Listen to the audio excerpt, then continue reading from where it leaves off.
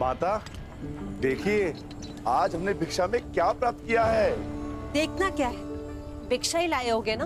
माता श्री, आपको देखना चाहिए, आप चकित रह जाएंगी। आ रही हूँ भीम। शीघ्रता कीजिए माता। ऐसी भी क्या शीघ्रता, जो भी लाए हो तुम पांचों भाई सदा की भांति उसे आपस में बांट लो।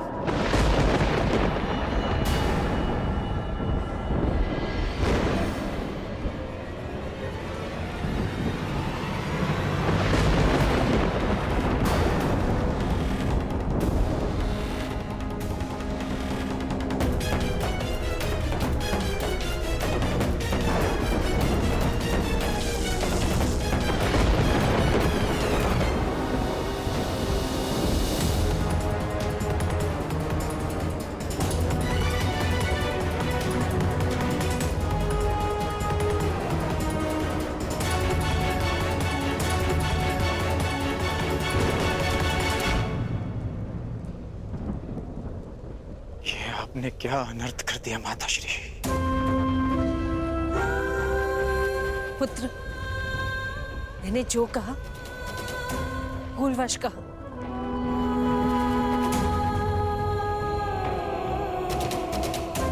वही कहा जो तुम सबसे प्रतिदिन कहती थी। इसका अर्थ ये नहीं कि मेरी बात पाषाण की रेखा है। मैंने जो कहा उस बात का विस्मरण कर लो।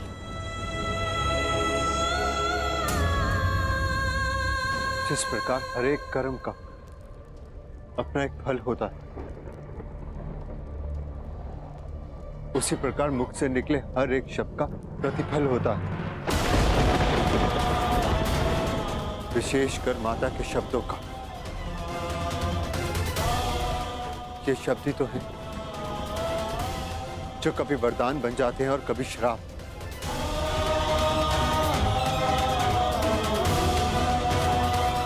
माता का वाग्दान माता की आज्ञा है, जो ना तो कभी भुलाया जा सकता है और ना लौटाया जा सकता है।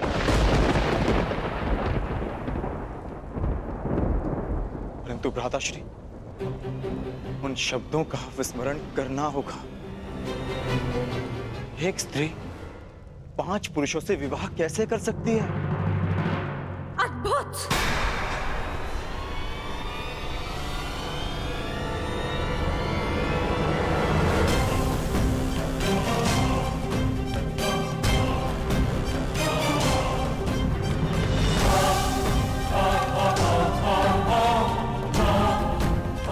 मुझे लगा था कि ये 5 वीर माता के वचनों को उपहास समझकर टाल देंगे, परंतु उस बात पर हंसना तो दूर, एक मुस्कान तक नहीं है किसी के मुख पर।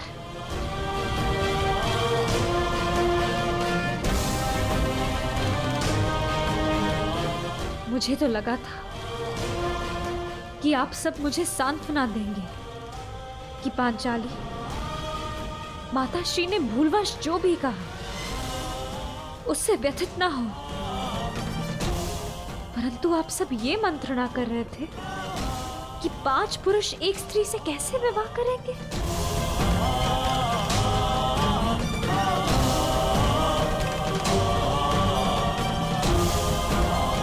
जिस स्त्री की लाज, उसका जीवन इन शब्दों ने दांव पर लगा दिया, उसकी तनिक भी चिंता नहीं किसी को। स्त्री को भिक्षा की रोटी समझ लिया आप सबने।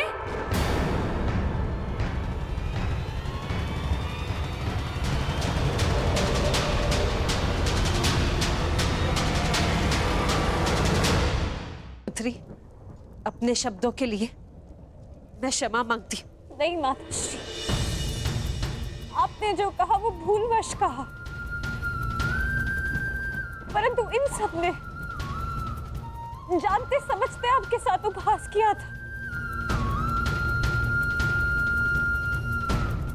मेरी क्या भूल है माताश्री? ये 5 भाई ये विवाद कर रहे हैं कि मुझे कैसे बांटना है।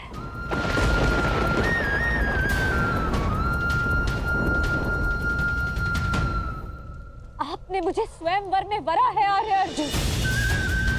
महाधनुष पर प्रत्यंचा चढ़ाकर असंभव लक्ष्य को भेद कर आपने अपनी वीरता तो सिद्ध कर दी,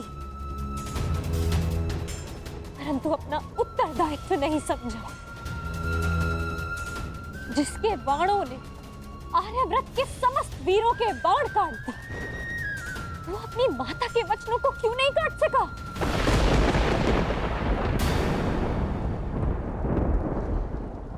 धर्मराज समझे जाने वाले प्रथम पांडवश्री माता के वचन झूठे सिद्ध। इस अधर्म की व्याख्या आप कर बैठे, परंतु एक स्त्री के मान की रक्षा का धर्म वो नहीं सूझा आपको।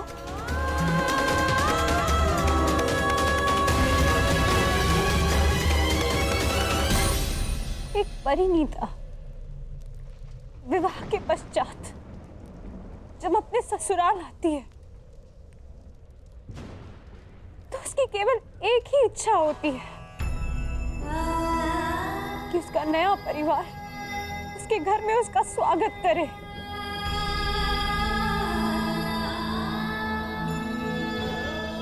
परंतु यहाँ मेरा बंटवारा करने पर विचार विमर्श कर रहे हैं आप सब, अपनी माता को चकित करने के प्रयास में।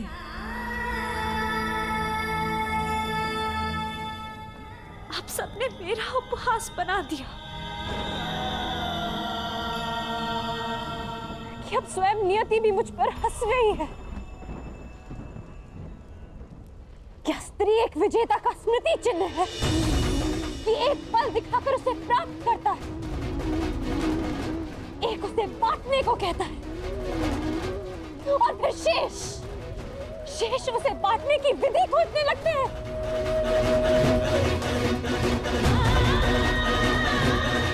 महाबलशाली वृकोदर भीम, जिसने एक विशाल वृक्ष उठाकर मेरी रक्षा की चुनौती ली थी, पवन वेग से युद्ध किया, क्या वो उस पांचाली को उसका मान बनाए रखने का आश्वासन नहीं देगा?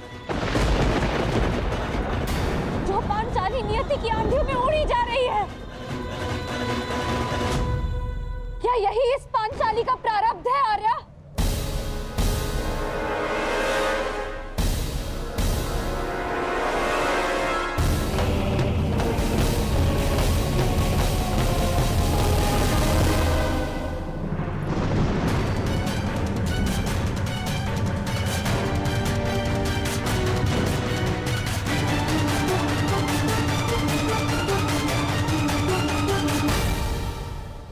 स्वागत है अंगराज कर्ण, स्वागत है।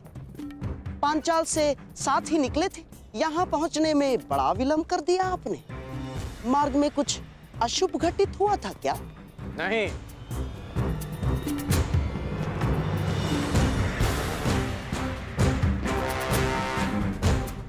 परंतु आपके इस भांति मार्ग में आने का अर्थ है कि यहाँ अवश्य कुछ अशुभ घटित होने वाला है। तुम्हारी विलक्षण बुद्धि को देखकर कभी कभी मुझे आश्चर्य होता है कि क्या तुम सचमुच सूत पुत्र ही हो?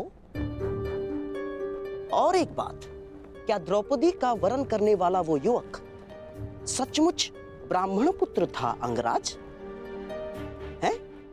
और प्रश्न तो ये भी उठता है कि अर्जुन जैसे महाधनुर्धर का सामना करने में सक्षम कर्ण ने उस ब्राह्मण से युद्ध क्यों नहीं किया?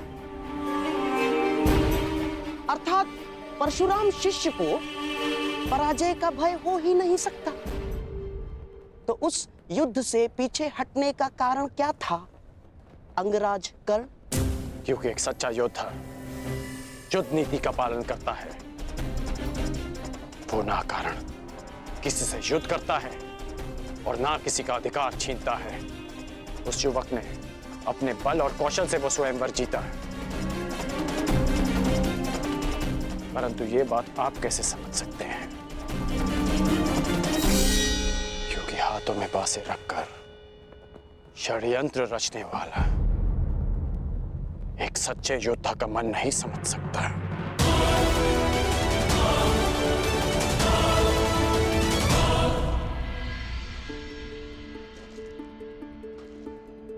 पांचाली,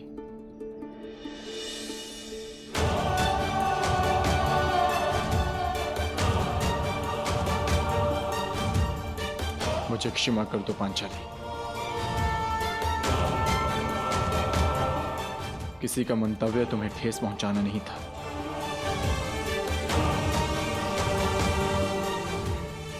स्त्री का मान ओस की बूंद की भांति होता है आर्य।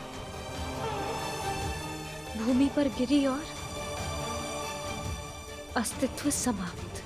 तुम्हारे अस्तित्व की रक्षा होगी पांचाली।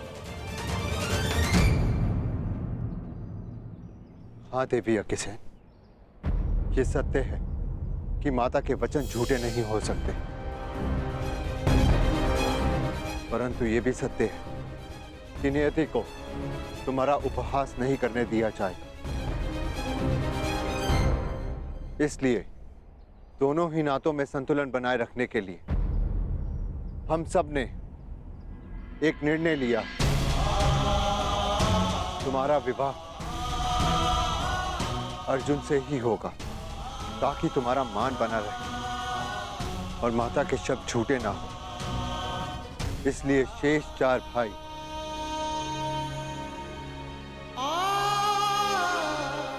संन्यास लेंगे, संन्यास लेंगे, संन्यास लेंगे, संन्यास लेंगे। आप 4 वीर संन्यास लेंगे और इतिहास सदैव द्रौपदी को धिक्कारेगा कि पांचाली ने गृह प्रवेश करते ही 5 भाइयों को बांट दी। मुझे समझ नहीं आता कि आप लोग कोई सीधा सा हल क्यों नहीं ढूंढ लेते। माता ने जो कुछ भी भूलवश कहा, उसे भूल क्यों नहीं जाते आप लोग? ये संभव नहीं है देवी। माता के शब्दों को काट पाना हमारे वश में नहीं। माता के निवेदन पर भी यह संभव नहीं। माता के शब्दों का स्पष्ट अर्थ था कि हम 5 भाई तुमसे विवाह करें। बस!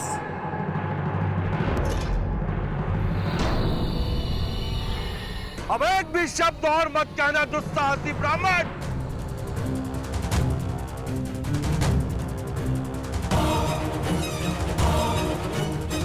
पांचाल नरेश द्रुपद की पुत्री का इतना बड़ा अपमान करने का दुस्साहस कैसे किया तुम सबने?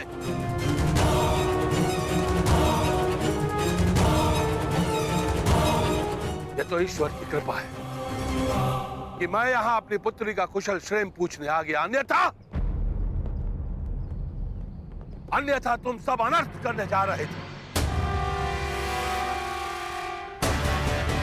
पुत्री, तुम इसी क्षण पांचाल की ओर प्रस्थान कर रही हो और मैं युद्ध में इन सब का वध करूंगा।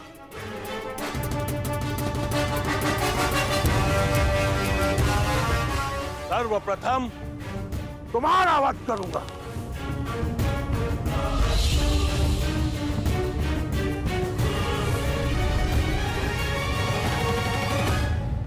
ठहरिए पांचाल नरेश।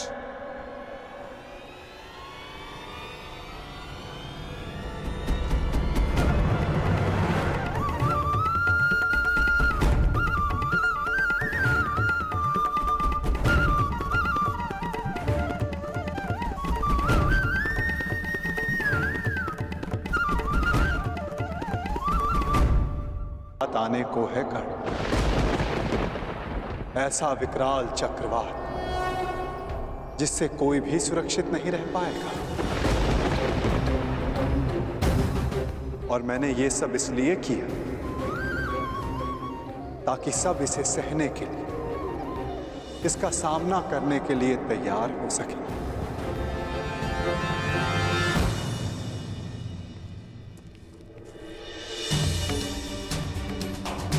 भ्राताश्री, अब हमारे पीछे कोई नहीं, परंतु हमें शीघ्र ही जाना होगा ना।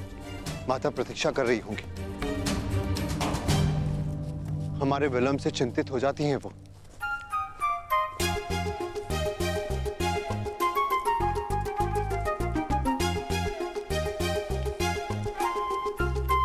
एक क्षण रुकिए आर्यपुत्र।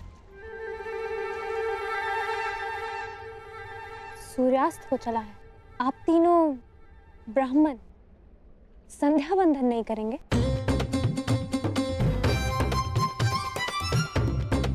कोई ब्राह्मण किसी भी परिस्थिति में संध्या बंधन नहीं भूलता।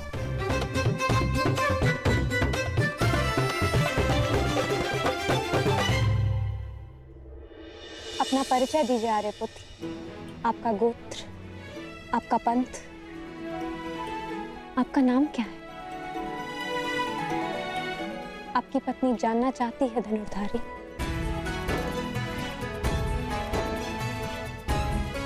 अपनी पत्नी से भी अपना नाम छुपाने का क्या कारण हो सकता है? उस पत्नी से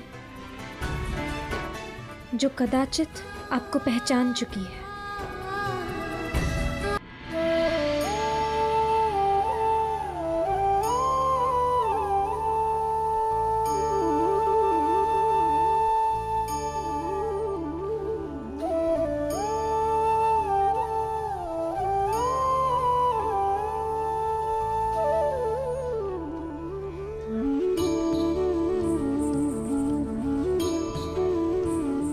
कर्म हमारे जीवन का एक अभिन्न भाग है। कर्म सभी करते हैं, परंतु क्या कर्म करने से पूर्व एक बार विचार करते हैं? क्या सोचते हैं कि प्रत्येक क्रिया की प्रतिक्रिया अवश्य होगी और वो किसी और कर्म, किसी और फल को जन्म देगी?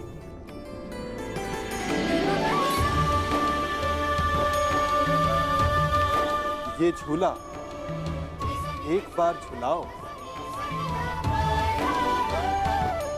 तो लौटकर अवश्य आएगा। उसी प्रकार हमारे कर्म और उसके फल लौटकर आते हैं।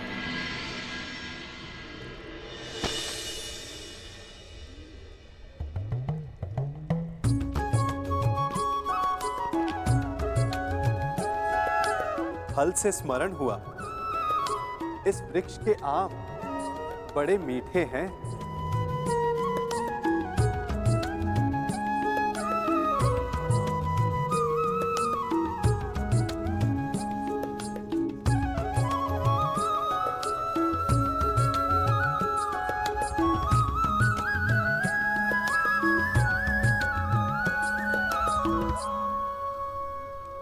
इस वृक्ष को बोने वाले ने कदाचित इसके फल खाने की इच्छा नहीं की होगी। यदि की हो भी तो आवश्यक नहीं कि उसने इसके फल खाए हों, परंतु मैं खा रहा हूं। वर्षों पहले किसी ने यहां आम बोए। यदि वो कांटे बोता तो कदाचित वो पांव में चुभते। कभी कभी हमारी पिछली पीढ़ी के कर्मों का फल हम खाते और हमारे कर्मों का फल हमारी संतति भुगतती है। कर्म करते समय फल की चिंता करना ना करना ये प्रत्येक व्यक्ति विशेष का अधिकार है, परंतु वो फल बो रहा है या कांटे, उस पे विचार कर लेना उसका कर्तव्य है। क्योंकि मीठा फल मिलेगा या कांटों का दंश सहना पड़ेगा, ये तो आज आपके बोए पर निर्भर करता है। नियति केवल ये निर्धारण करती है कि उसे आप भोगेंगे या आपका भविष्य।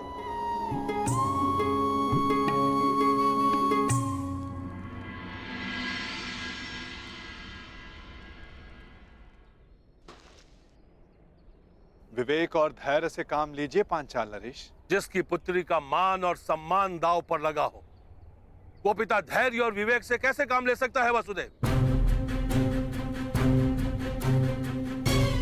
आज आप बीच में नहीं आएंगे। वसुदेव, आज पांचाल नरेश द्रुपद पर एक नहीं अपितु 5 ब्रह्म हत्याओं का पाप लगना निश्चित है।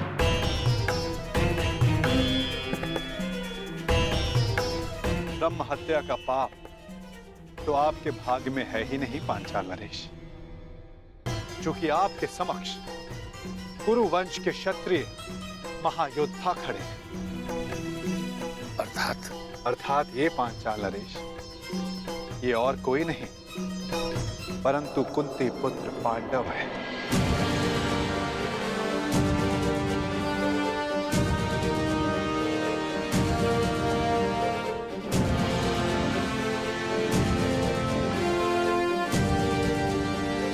जो सबसे आगे खड़े हैं वो धर्मराज युधिष्ठिर है, और जिसने खेल खेल में वृक्ष उठाकर स्वयंवर में विघ्न डालने वालों का संहार किया वो महाबली भीम है। और उनके दो सहायक नकुल और सहदेव।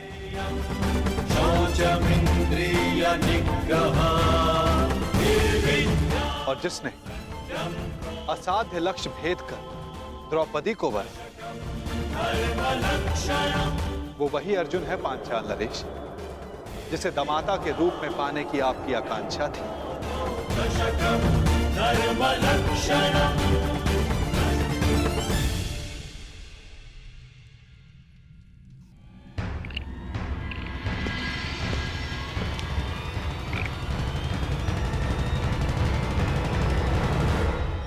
पधारिए अंगराज कर्ण।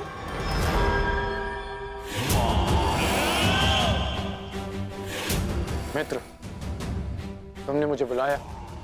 हाँ। यदि तुम भी यही पूछना चाहते हो कि मैंने उस ब्राह्मण युवक को जाने क्यों,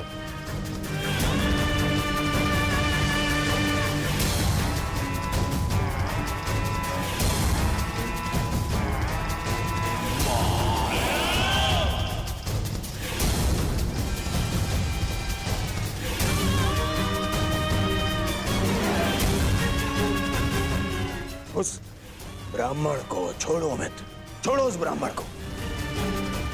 ऐसा शुभ होने वाला है कि पांचाली स्वयंवर की त्रासदी भूल ही गया हूं मैं आज बहुत प्रसन्न हूं मित्र।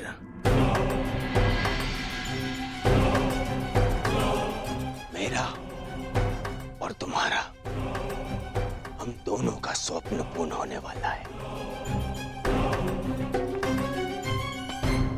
मामाश्री ने ऐसा मार्ग खोजा है जो मुझे, दुर्योधन को, तुरंत ही हस्तिनापुर का राजा बना देगा। मेरा राज अभिषेक होगा, राज अभिषेक। उसके पश्चात तुम्हारा परिवर्तन का स्वप्न भी पूर्ण हो जाएगा मित्र। हाँ मित्र,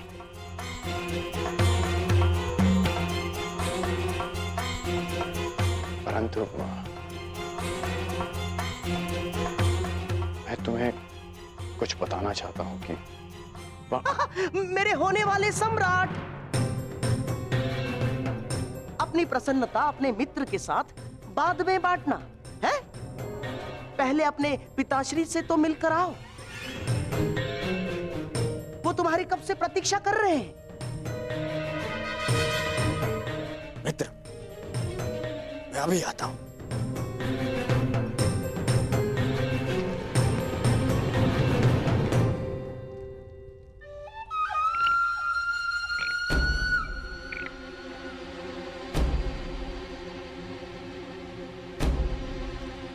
जब तक दुर्योधन लौट आए तब तक चौसर के दो दो हाथ हो जाए अंगराज कर्ण। आप सदा अकेले खेलते हैं गांधार राज? हाँ, अकेला ही खेलता हूं, क्योंकि जो स्वयं के साथ अकेला खेलता है वो दूसरों को अपने खेल का पासा बनाने में सक्षम होता है। कर्ण, मैं चौसर की नहीं, उस खेल की बात कर रहा हूं जो आप हस्तिनापुर में खेल रहे हैं। खेल तो तुम भी खेल रहे हो अंगराज कर्ण। जिसका प्रारंभ तुमने पांचाल स्वयंवर के युद्ध में कर दिया है? सत्य और निष्ठा से कोई भी मनुष्य अपने लक्ष्य तक नहीं पहुंच सकता कर्ण ना।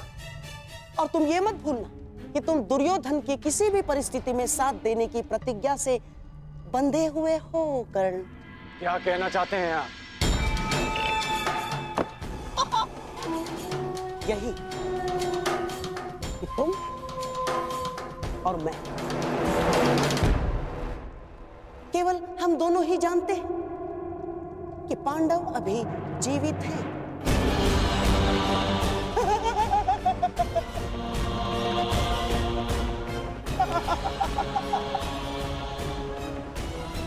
और यदि दुर्योधन को सम्राट बनते देखना चाहते हो तो ये सत्य किसी को ज्ञात नहीं होना चाहिए ना।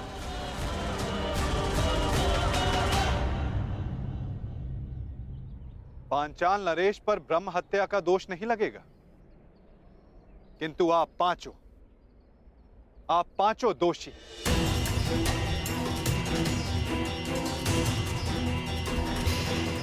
धर्मराज, पांचाल नरेश के क्रोध का कारण नीति संगत है और द्रौपदी की पीड़ा भी। यदि कुछ अनीति हुई है तो आप पांचों से।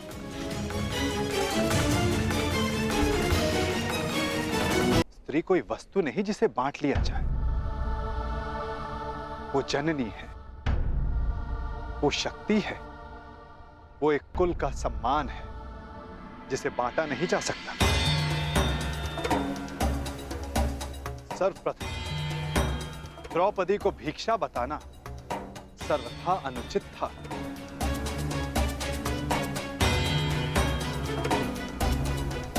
तुमने पांचाली का वरण किया है ना अर्जुन, वो कोई भिक्षा नहीं है।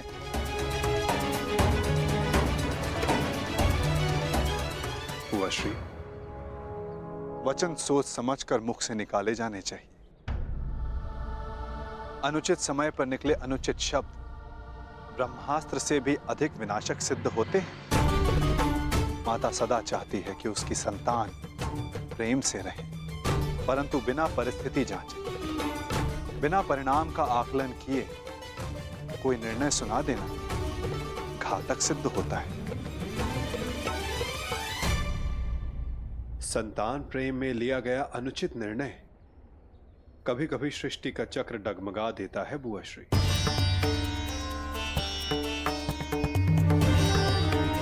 पांडवों से भूल हुई है माना, देवी कुंती से भूलवश वाकदान हुआ है यह भी माना, परंतु वसुदेव, इसमें मेरी पुत्री का क्या दोष?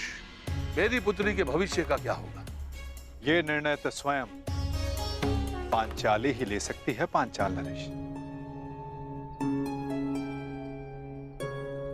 चूंकि एक स्त्री से उसके भविष्य का, उसका दाम्पत्य चुनने का अधिकार उससे कोई नहीं ले सकता।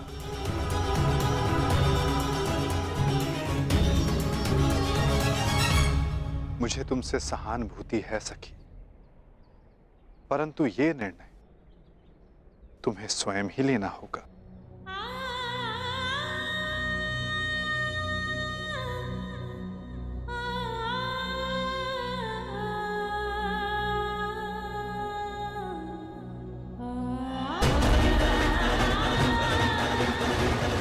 पांचाली,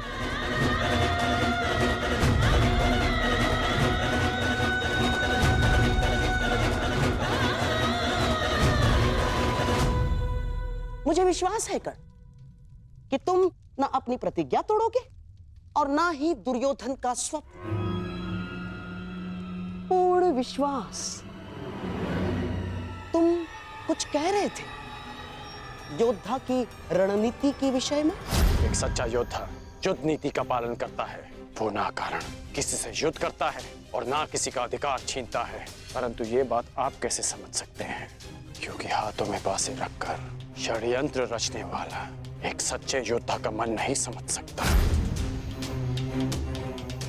अब मेरी सुनो, राजनीति में सच्चा योद्धा वही है केवल वही है जो विजयी होना जानता है, वो चाहे धनुष बाण से हो, शस्त्रों के संधान से हो, या चाहे मनुष्य की बुद्धि से हो।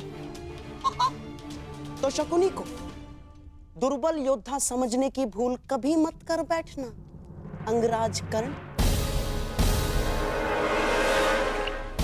सीधे पांव पारा।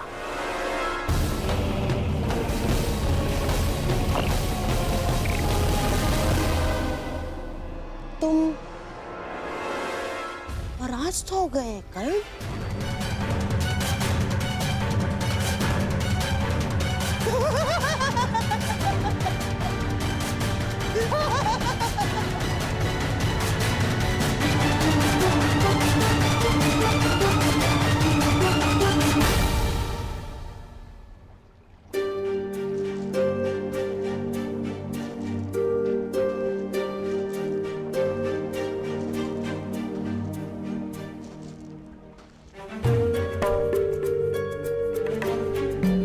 सखी, क्यों? किस लिए सखा? आप तो मेरे सखा हैं और सर्व ज्ञाता भी। क्या यही मेरा प्रारब्ध है? फिर क्यों मुझे इस दुविधा में उलझने दिया आपने? तुम्हारे प्रारब्ध का निर्धारण तुम्हारा चयन करेगा सखी। तो क्या चयन करूं मैं वासुदेव?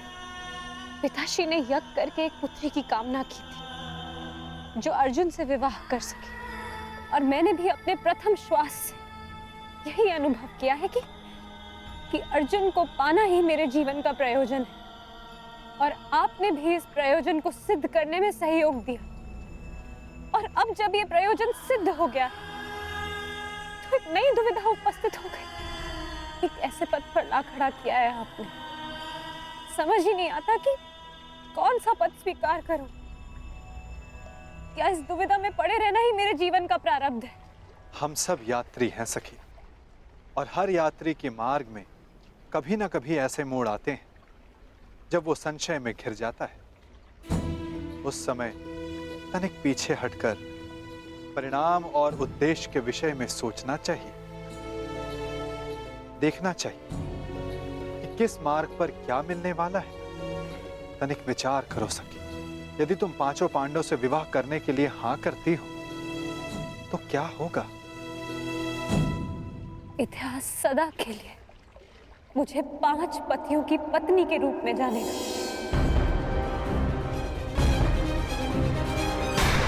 मान और उपहास का पर्याय बन जाएगा मेरा जीवन।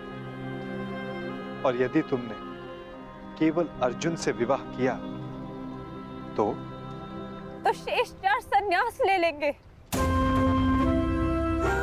और संसार कहेगा कि कुल वधू ने गृह में प्रवेश करते ही कुल को बांट दिया और ये विवाह ही अस्वीकार कर दिया, तो जीवन भर के लिए पिताश्री की दृष्टि झुक जाएगी, उनके मस्तक पर एक कलंक लग जाएगा।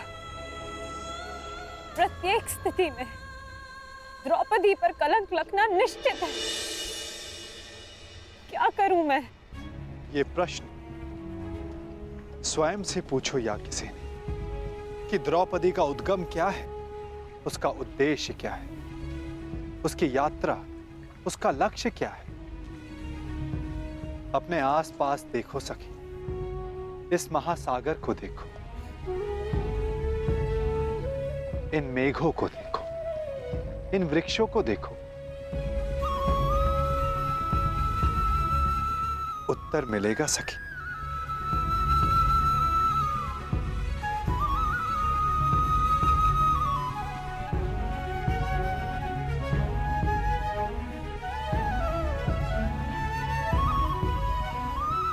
तो क्या कहा इस महासागर ने, इस मेघ, इन वृक्षों ने?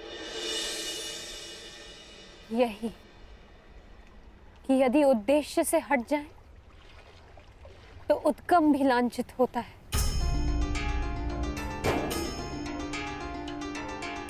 एक बूंद का उद्गम मेघ होता है और उसका उद्देश्य धारा को सींचना।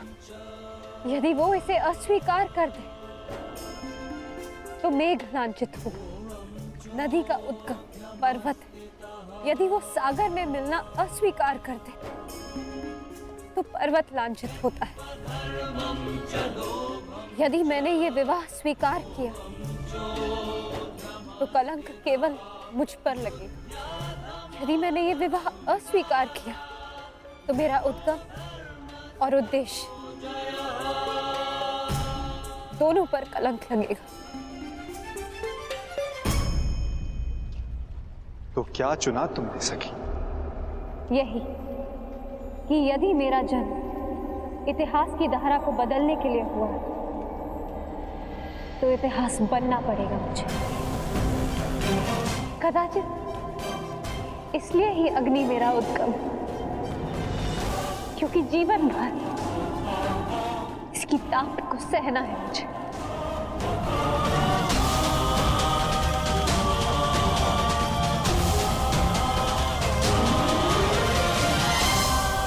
अब तक आपने देखा राजकुमारी कुंती नवजात कर्ण का त्याग करती है और सुषेण अधिरथ कर्ण की रक्षा कर उसे घर ले आता है। ये जानकर राधा कभी मेरा पुत्र नहीं बन सकता आर्य। कर्ण के जन्म का रहस्य गांव वालों से गुप्त रखने के लिए परिवार समेत अधिरथ शंकुव्रत की ओर प्रस्थान करता है। सूतों को शस्त्र उठाने का अधिकार न होते हुए भी कर्ण की धनुर्विद्या में कुशलता तथा उसकी दिव्यता के बारे में जानकर क्षत्रिय उसके घर को आग लगा देते हैं और प्रोत्साहित करने वाले उसके ताऊ उच्चसेन का हाथ काट देते हैं।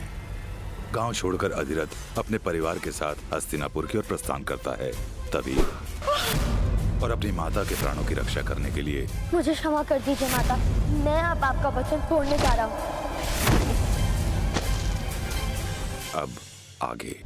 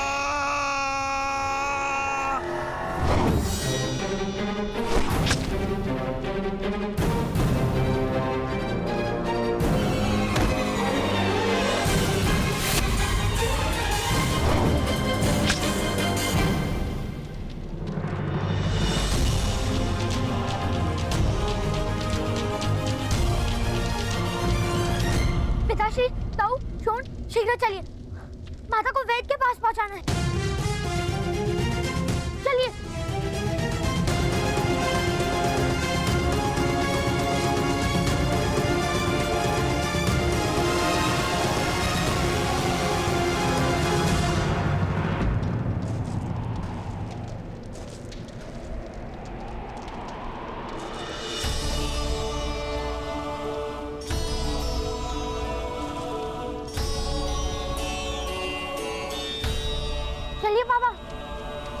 तुम सब जाओ वत्स, मेरे कारण तुम्हारे प्रवास की गति धीमी हो जाएगी। नहीं बाबा, आपने मेरी माता की रक्षा का मार्ग दिखाया है। जो मार्ग दिखाता है वो गुरु होता है, ऐसा पिताश्री कहते हैं।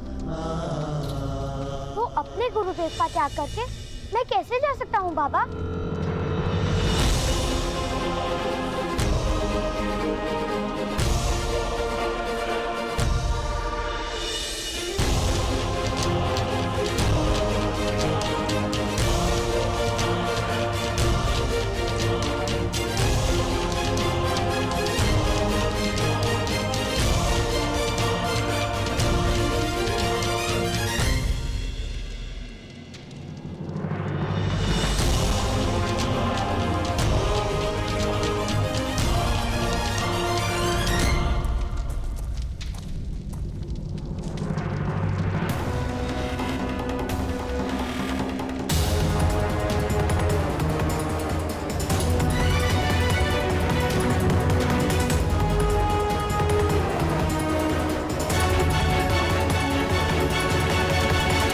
ये किस प्रकार संभव है मदनजय महोदय?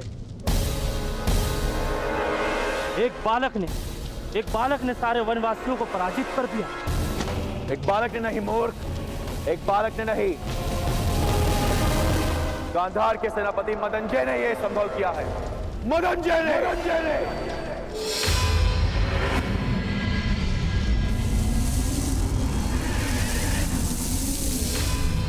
हमारी विपत्तियों से छूट गया तुम्हारा अनुज शनि।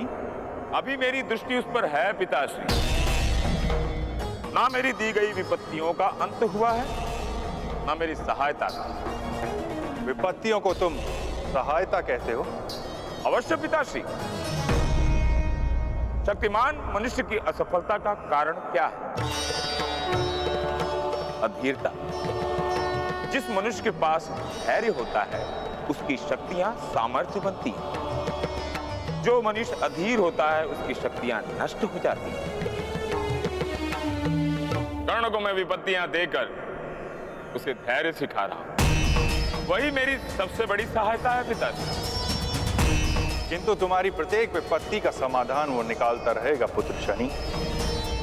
अब उसके मार्ग में कौन सी विपत्ति लाने की इच्छा है?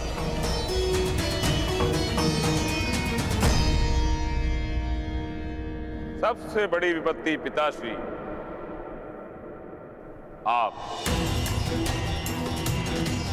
आपकी पहली किरण यदि कर्ण की माता को स्पर्श करेगी तो उनकी मृत्यु हो जाएगी। आपकी पहली किरण से उत्पन्न हुआ पुष्प ही उनकी माता को जीवन दान दे सकता है।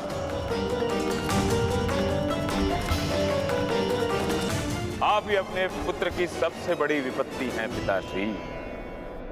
क्या आप अपने पुत्र के लिए अपनी गति को रोकेंगे?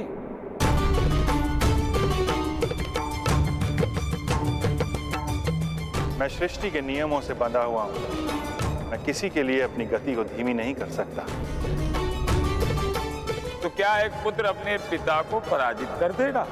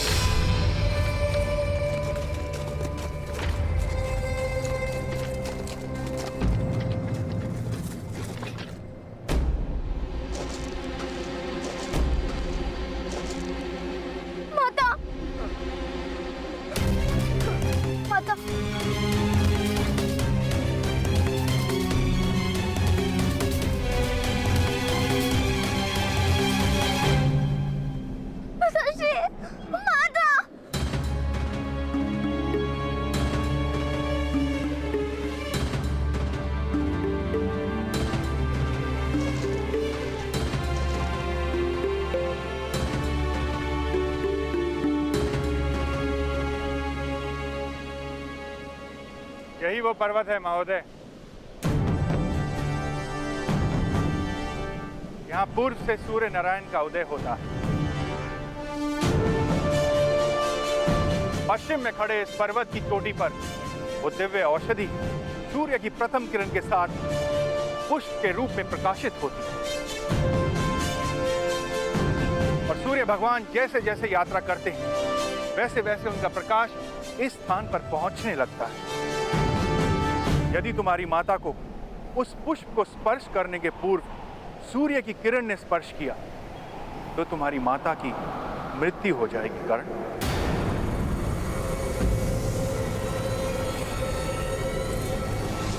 यदि भगवान सूर्य की किरणों से भी तेज दौड़कर कोई उस दिव्य औषधि को यहां लाएगा तो इनके प्राणों की रक्षा हो सकती है।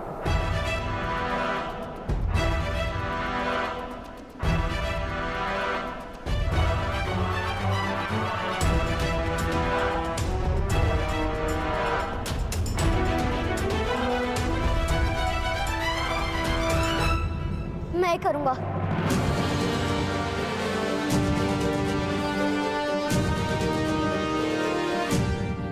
मैं प्रातःकाल से वो औषधि अवश्य लेकर आऊंगा। किंतु प्रथम किरण के साथ उत्पन्न होने वाली औषधि को प्राप्त कर रोगी तक पहुंचना असंभव है।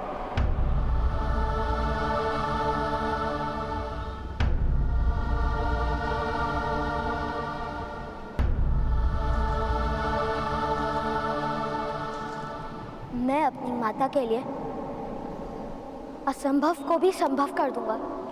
तुम्हारे पिता धन्य तुम्हारे जैसा पुत्र पाकर।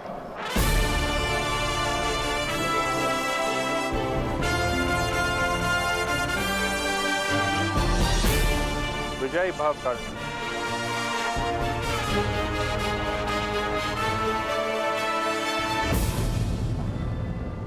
आप कहाँ जा रहे हैं बाबा? मैं अपनी गति नहीं रोक सकता पुत्र। मेरे प्रस्थान का समय आ गया है और अब तुम्हें मेरी आवश्यकता नहीं।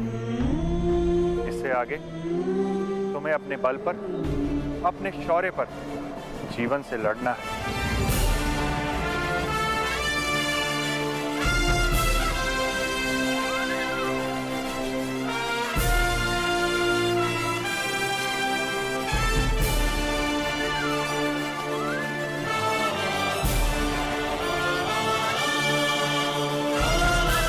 आयुष्मान भव।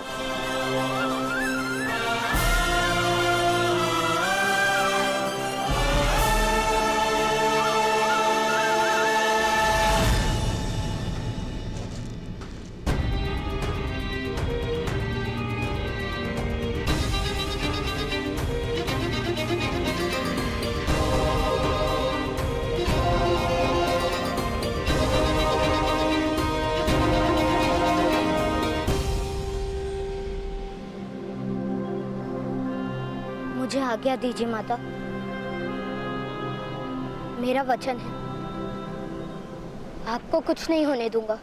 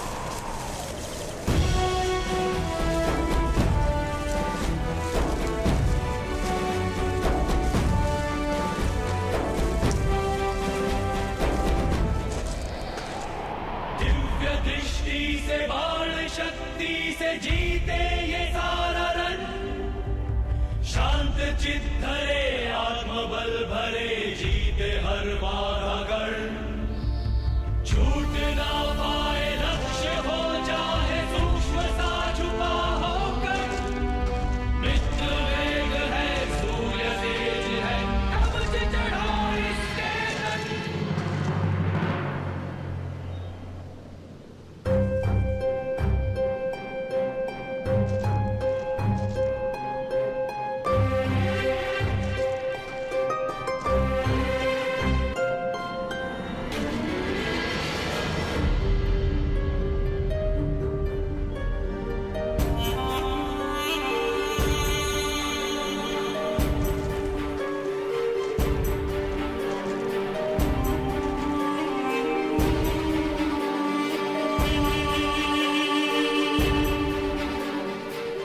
महान सूर्य, अपनी प्रथम किरण से मेरे माता के प्राणों की रक्षा कीजिए।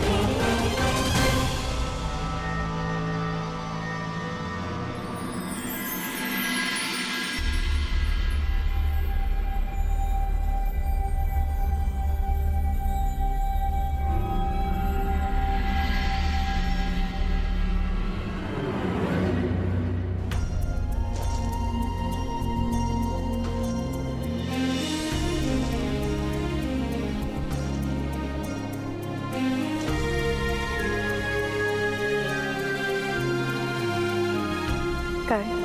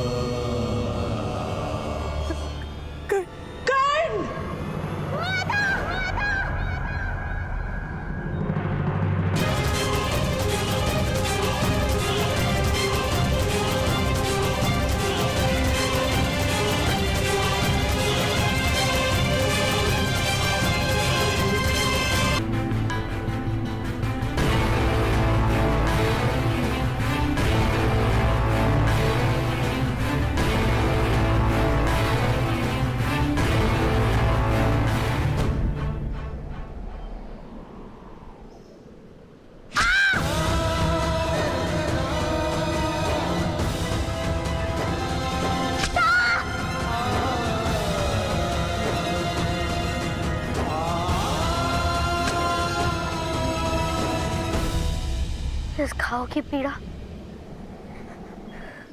मुझे मेरी माता की पीड़ा का स्मरण दिलाती रहेगी। इस घाव की पीड़ा मेरी आंखों में केवल आंसू लाएंगे।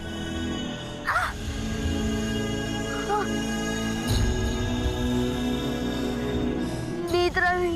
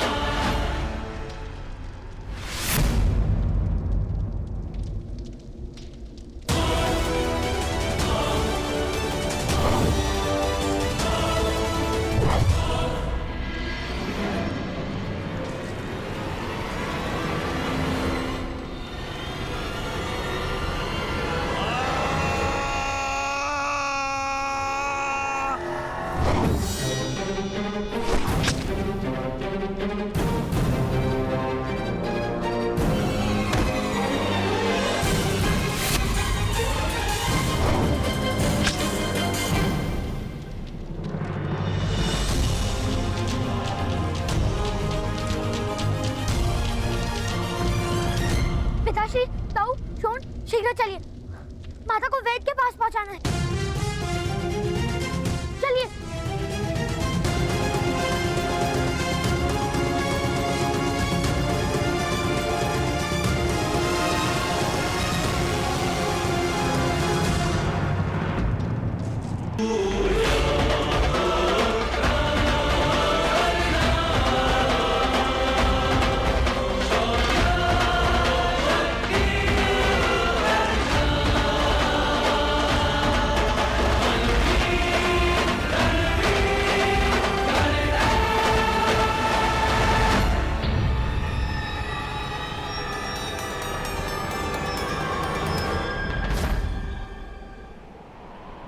भगवान सूर्यनारायण जी, आज केवल एक बार मुझे विजयी प्राप्त करने दीजिए, फिर मैं आपसे कभी प्रतिस्पर्धा नहीं करूंगा। एक बार विजयी होने दीजिए, एक बार।